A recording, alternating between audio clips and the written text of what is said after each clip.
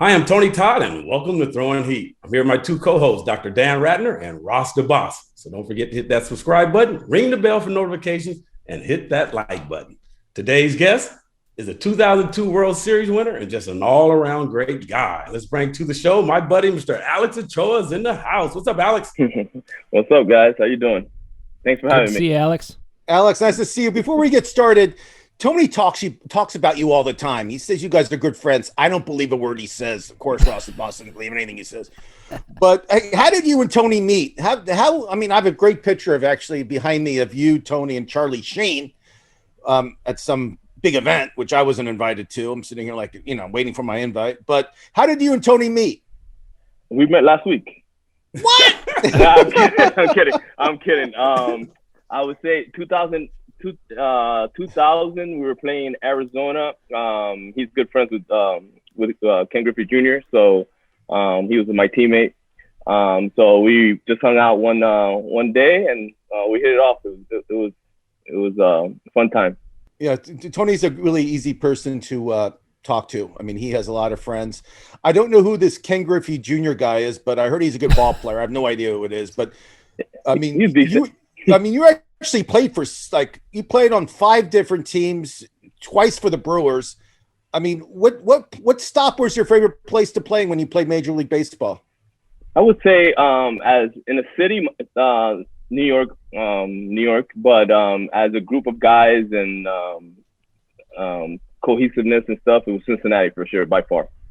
Now you're talking. I mean, you played with we had Jerry Harrison Jr. on. Did you play with him? No, I didn't play with him. No, you didn't play with Jerry. He was on our show a couple weeks ago. Alex, what made the Reds team the most cohesive group? We just clicked, man. All of us really got along. It was the only team that I could imagine where when we went on the road, we would be like 10 to 15 deep going to dinner and things like that. So I think the click of that was Barry Larkin. He was really everybody says, he's a captain, but yes, he's a captain, but he's way beyond that. He really brought everybody together, and it was fun. It was a fun time. 2 years I spent there. And speaking of Barry Larkin, I mean, he's doing a great job commentating right now for the Reds.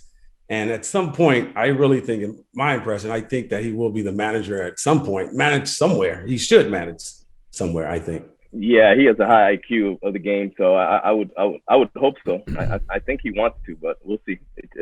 Everything has to fall in line, probably. And you were a first base coach with the Red Sox in 2012, yes. Right? Yes.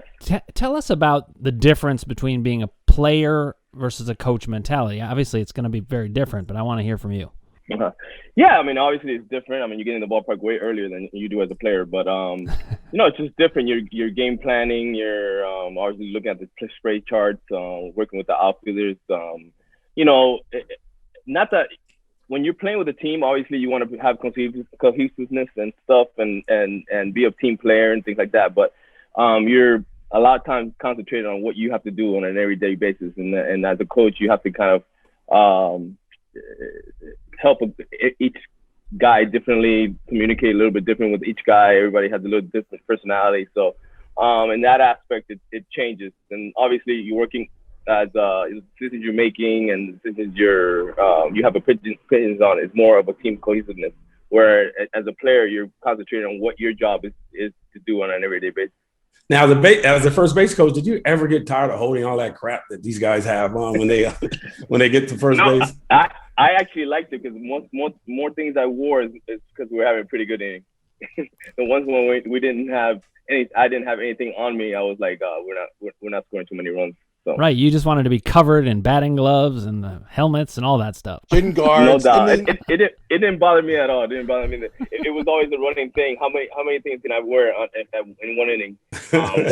Now, when you were first base coach for the Red Sox, John Lister actually was a little controversy with the sunflower seeds. Tell us about it. Tell us what happened. No, me and John, we really got along. Obviously, I was that was my second year with the big league staff. My first year actually coaching, I was a quality assurance coach, and so I would help on the field, and then I would help our advanced scout, and I would be in the video room. So after he would finish pitching, he would come up, and talk about the pitches of his start or whatever the case may be. And we always had a good relationship. So that thing was more him messing with me at that particular point. And it made a big splash because obviously we weren't playing well to our expectations that year. So everything was like nitpicked, and they try to make a big deal out of that, but it wasn't a big deal. Me and John really got along, and I respect him, what he's done in the game, and also we had a good relationship. Yeah, basically, just so the fans know, you were laughing about it. It was like I can't believe it actually made news, but I wanted you to talk about it just because it was funny. You were coaching first, and John was throwing sunflower seeds at you when you were coaching first, thinking there was the press thought it was like something wrong with you and John. You guys had a beef going on, but it had nothing to do with that, obviously. And I just wanted absolutely. It has. It was a trying time. Obviously, Bobby coming in his first year, and Bobby is a big personality, and it rubbed a little bit of guys a little bit wrong way. So I think that played into a part of John did that because he was like disrespecting the coaches, and it wasn't something like that. John is not that type of guy, anyways. No, he likes to have fun, and I knew it was all about fun. That's why I brought it up. Now, as the first base coach, did you ever had to remind the guys about the signs at first base when they got them? Because I know a story about you that you told me, a few weeks ago about. All the time. It's just the way it is. Sometimes they get distracted or not really paying attention, or it's just a game. It's just a lot of things going on, and I always have to know the signs just in case they don't know it. So now, it happened often. Right, as a player, did you ever forget the signs? I was really good with signs. Always. Even in Japan, when I was playing Japan, they have their signs are super difficult. They have a million signs, and you have to really pay attention, and I was good at that. They never had to tell me. Well, how about your first at bat in the major league though? Did you forget the signs then? Oh yes, I did. Okay. Yes, I did. That's a funny story. So obviously, I was telling Tony a couple days ago about this. So I get called to the major leagues, and my first at bat was in Atlanta, old Fulton County Stadium, and I was facing we were facing Steve Avery that day, and I forgot what inning. I think it was the 6th inning or 7th inning, something like that. And before that inning, before we came up to hit, I was on the bench, and Bobby Wine was our bench coach, and he came up to me and goes, "Hey, you're leading up," because the pitcher was leading off the next inning. So he's like, "Hey, you're leading off the next inning." And I was telling Tony, you dream about this moment all your life. So so he came up and he told me, "Hey, you're leading off next inning." So as soon as he told me that, my hands started shaking like this, and I was like, "Man, I can't go up to the plate like this." So behind the dugout there was the walkway. It was a pretty long walkway. So I said, let me run some sprints behind there before I come up the next inning.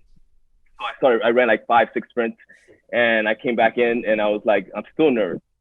I'm like, all right, whatever. So innings over, I get up, I go to on deck circle, and I'm still a little nervous and things like that. But as soon as I walked to the plate, all the nerves were gone, concentrated, whatever. So, I battled. That was a 1-2 count, got a base hit to right field, and I get to first base, and I look over to the third base coach for the signs, and I'm like, I have no idea what the signs are. I hope he doesn't tell me to run. That's probably the only time I've ever been, because my nerves were so high and the adrenaline was pumping so much that I got to hit my first major league at bat. So it's a funny story. No, Luckily, listen, he didn't give me the steal sign. There's no way I would have known the signs then either. I'm a therapist, so I actually know when you start thinking too much and you get anxious, that processing speed just goes right down. You just cannot think. Yeah. But it's amazing. Yeah, you got in the box, and it's like you remembered everything. I'm sure it paid off that you had been in that box so many times. Oh, absolutely. It was quite surprising to me because I was like, I was nervous, and once I tell you, once I left that circle, all the nerves went away completely. So it was mostly probably focus, the job at hand. So I think that's, obviously you've done it thousands of times. I did it 1,000 times in the minor leagues. I played 4.5 years in the minor leagues, so I got a lot of at bats down there. So I get to the big leagues, and I'm just facing another pitcher at that point. Do you still have the baseball? You got? Oh yes. Okay, good. Definitely, no doubt. Okay. Well, if you want to sell it to me, I'll make you an offer after the show's done. Hey, Alex, speaking of the minor leagues, you have one of the most iconic rookie baseball cards from either Topps or Bowman, I believe it is.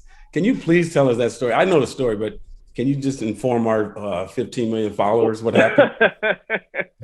So that story was, I mean, the dog days of rookie ball. You know, everything's a day game. You're practicing early in the morning. Then you play a game at 1 o'clock. So one day I come to the ballpark and there's, hey, you're taking a picture. And I hadn't cut my hair in I don't know how many months. How many weeks. I hadn't done anything. They told me, oh, you got to wear some shirt. And look at the beautiful 1991 shirt I have on there right there. That's your Denzel look. Look, right? 8 by 10.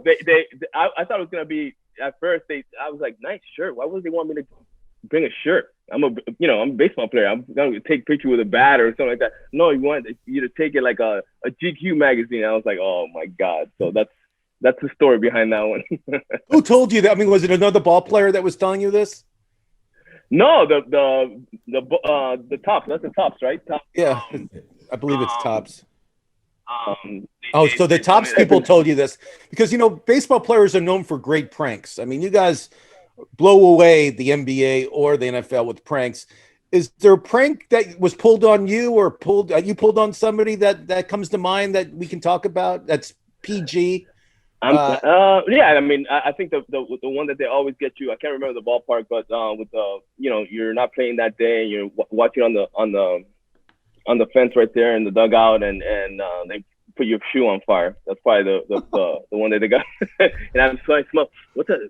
Somebody's cooking something in here. I look down, and my shoe is burning. So it was funny.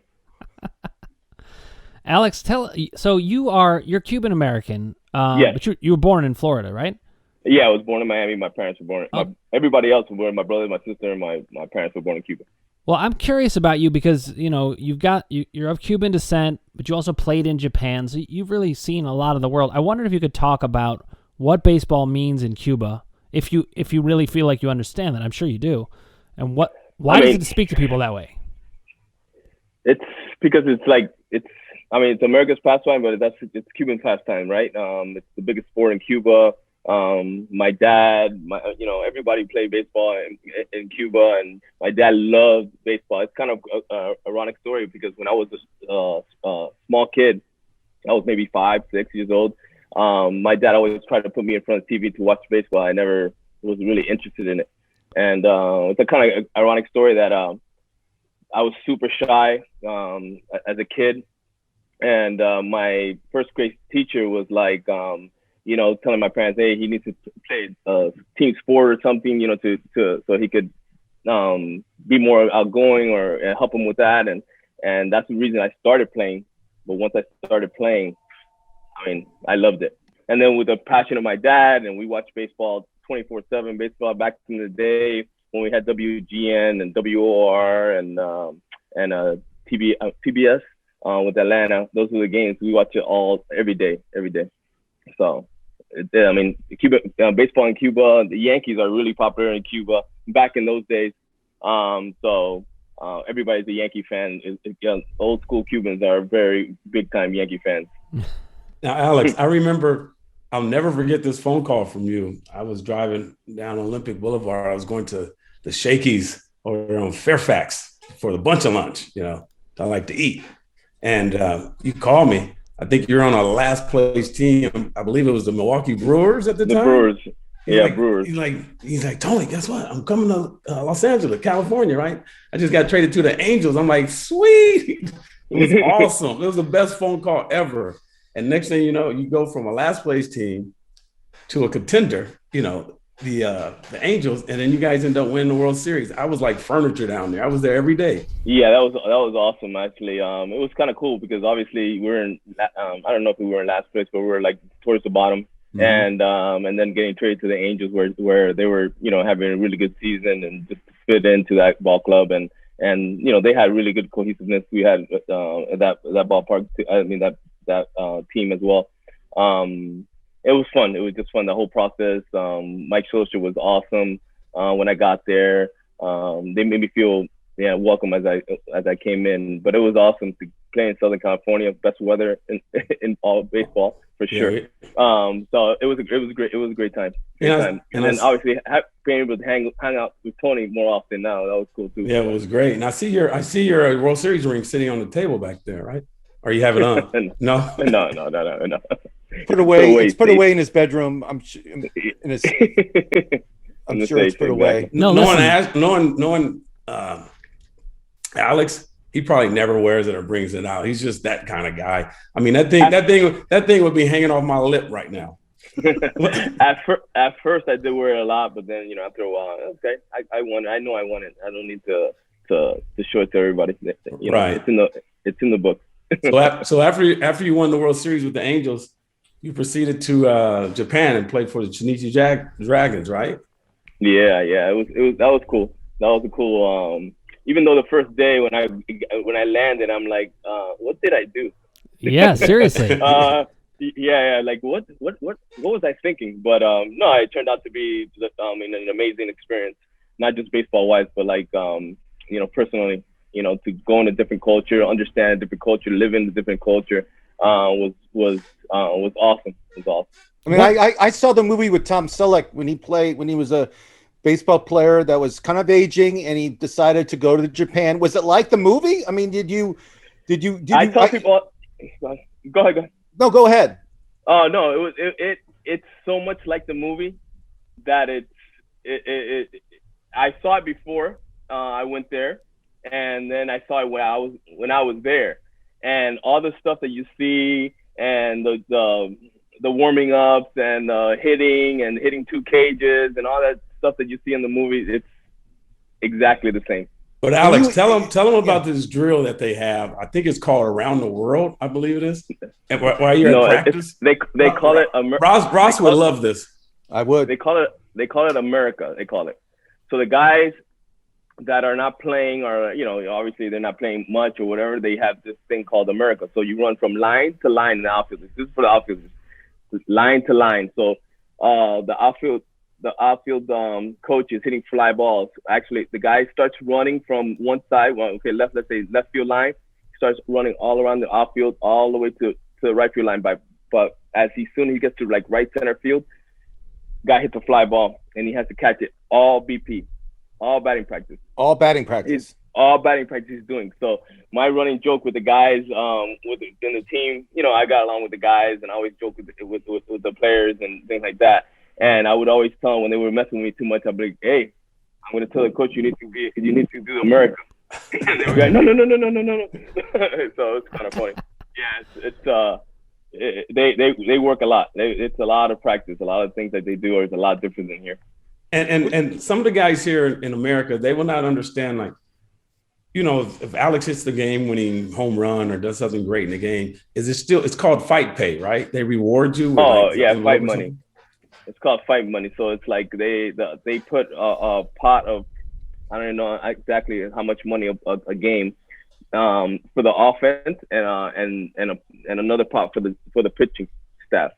So depending on how good you do in that game or how much impact of the game, you will get a certain amount of that percentage of the money that's in that pot. So it was good. It was like a tip, right? Yeah, basically. Yeah. It's like a incentive money just to fight harder. Like they call it fighting, so to try harder. I don't know. It's their concept over there. Alex, you hit for the cycle. If I have this right, you hit for the cycle both in the major leagues and in Japan, and I think you're the only player to ever do that. Do I have that right? Yes. I think I'm the only one, or I was the first one. I know that. Well, all right, but let's highlight this. I want to hear about it, but I want to highlight how rare it is to hit for the cycle. Hitting for the cycle is more rare than pitching a no-hitter. So it's like you pitched 2 no-hitters on different continents, but even better.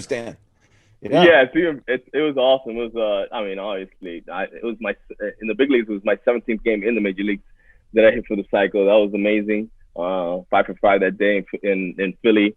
So that was a memorable moment. And then doing it in Japan, and it took me 12 innings to do it in Japan, because I hit the home run, the triple, the double, and then I walked 3 times, and then I got the base hit my last at bat. Did you get the pot of money? Did you get? I'm sure you got the pot of money that game. Yeah. Did you like line it into the gap and then you just stayed on first because you were like, no, I'm gonna stick with my cycle. It's good. I'm good. Another great thing about Alex is he's known for having one of the best throwing arms in baseball ever. I was fortunate enough to play catch with him, and oh my goodness, it's just like a rocket just coming at you. So, now, were you born with that arm, Alex, or did you have to work up to it? I think you were born with that. Obviously, I think you have the ability, and it just, you work at it. On long toss, I used to long toss a lot, like 2 or 3 times a week in high school, and it started just getting better and better and better. And it was for sure it's a God gift. So. Now, speaking of playing in Japan, I was fortunate enough to go visit you probably 40 times, but I think it was the first or second time I came out to see you, and I think we went to a restaurant to eat, and you had to get back early to get home. So he leaves me, you guys. He leaves me with this guy. I don't know his name. He leaves me at the restaurant with one of his teammates. Luis Martinez is his name. Yes. So good memory. Yes, great memory. But Luis Martinez, he decides he wants to just leave Tony at the restaurant. So it's like my first night in Japan. I can't speak Japanese, right? I know nothing. So I'm stuck downtown Nagoya, I believe it was. Yep. Alex is gone. He's at home sleeping because he has to play the next day. And his buddy leaves me there. Oh, my goodness. I don't even know how he got back. What? Tony, I think, picked up the bill. Yeah, because and like Alex said, he stayed. Alex said he has no way knowing how I got back. So now, Ross, think about this. I'm in Japan. Can't speak a lick of Japanese. All I knew was Alex lived close to Nagoya University, right? Yeah. So I asked every person I knew, Nagoya University. I'm trying to have my little Japanese slang. I was just striking out. And then finally, this couple, was a man and this woman, I said, I need to, I'm simulating my hands, drive Nagoya University, Nagoya. I ended up getting a ride back to his condominium. And I don't know what time I got in, but after that day, I never left his side again. I was like, Alex, if you're not going, I'm not going. The funny thing with Tony is that he would always be like, I'm not going. From the first time he went there, I'm not going anywhere without you. Yeah. I'm not going anywhere without you. So I found it ironic, like, oh, I'll stay with him. I was like, are you sure you're going to stay with him? Are you sure? And he's like, yeah, I'll stay with him. It's no big deal. And this is what happens to him when he stays behind. Because I do not want to be that guy when someone said, oh, yeah, he did it. I need an alibi. I need a witness. I had 0 witnesses. Classic Luis Martinez. That Louis Martinez. We'll get that guy. Don't worry, Tony. Yeah. Tony, we'll get him. We'll get him back someday. Alex, it was so traumatizing for Tony that he doesn't even remember the guy's name. No. Yeah, exactly. Didn't I want to? Alex, let's talk a little bit about present day baseball. Who you see are, the teams that are going to contend for the top. Who do you think are the best players in the game now? And of course, we know the superstars, but you have the inside scoop because you know what it was like to play in the league. Yeah. Teams. I mean, the Dodgers obviously, they won it last year. They're always in it. San Diego's an up and coming team where they have a lot of talent.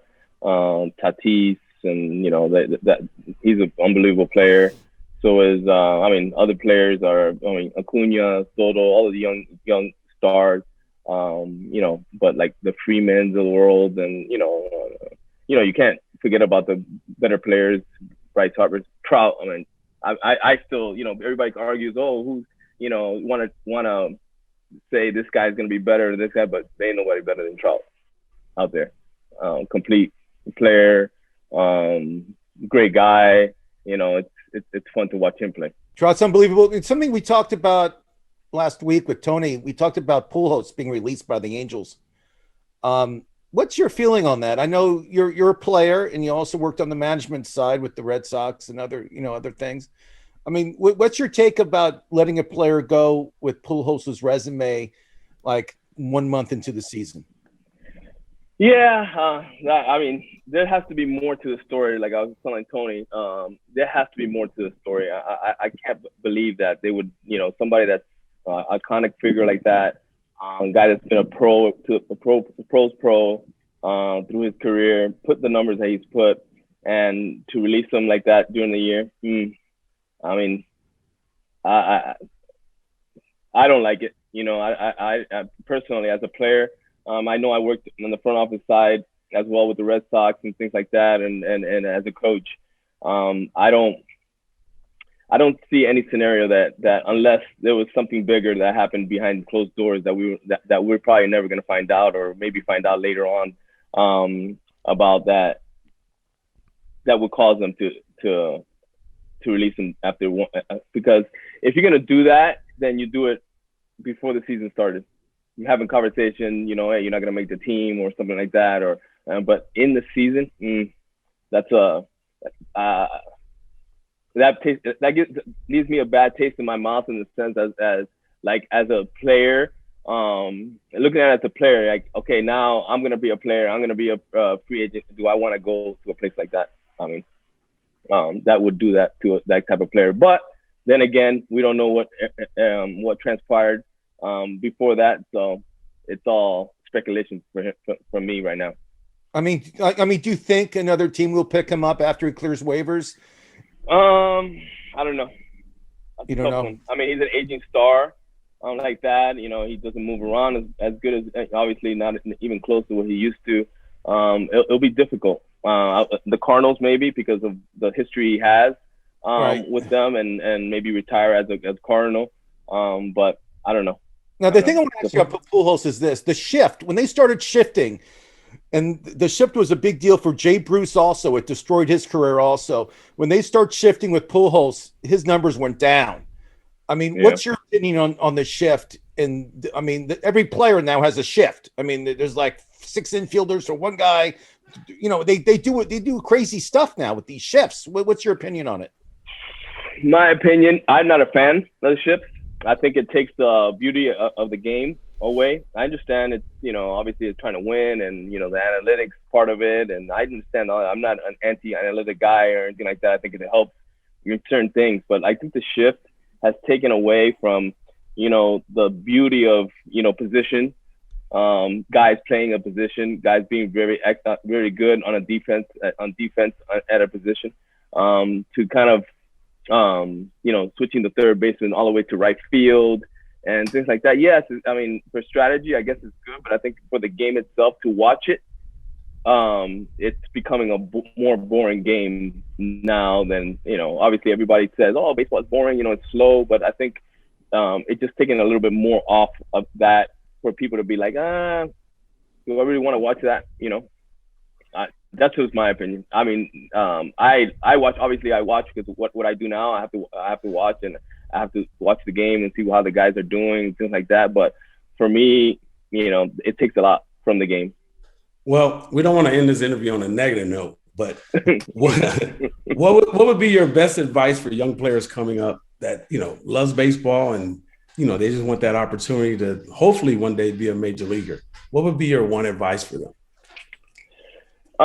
Play as often as possible. Not as often as possible, but having rest as well. And learning different positions, because obviously nowadays it's good to be versatile. So I think learning different positions, but enjoying the game, watch the game a lot. It's a tough game, so anything you could pick up on it, by watching it, it's fun. It helped me a ton. I think I watch baseball all the time. My dad, watch baseball. We watch the Cubs in the daytime. Then we go back and forth with the Mets and Atlanta Braves, and watching the game and playing and studying the game a lot. Right. Well, Alex, thank you for being on Throwing Heat. It was awesome. I told you we have a good time, and time just flies when you're hanging out with Dan and Ross and Greg. Time just flies. So if you know anyone else that would like to be on Throwing Heat and just have a good time with us, let us know. All right, I will. No doubt. Thanks for having me. It was fun. I wish it was longer, because it's always fun to talk about baseball. So